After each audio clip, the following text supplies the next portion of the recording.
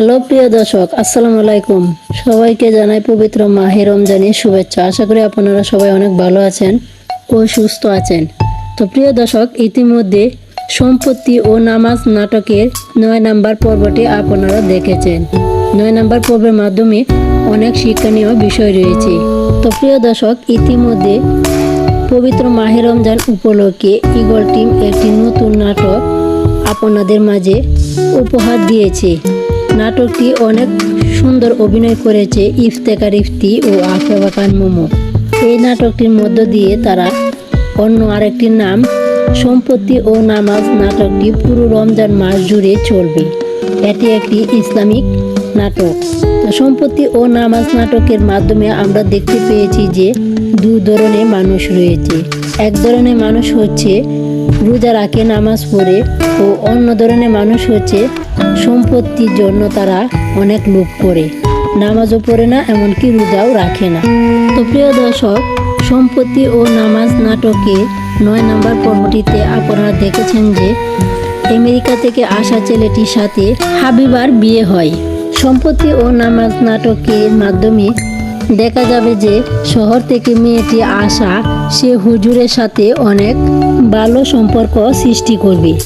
এদিকে সাবিনা চাচাতো ভাই লকিব, সে অনেক খারাপ কাজের সাথে জড়িয়ে পড়বে। এমনকি সাবিনাকে সে প্রস্তাব দিবে বিয়ে করার জন্য, কিন্তু সে খারাপ বলে সাবিনা তার প্রস্তাবে রাজি হবে না।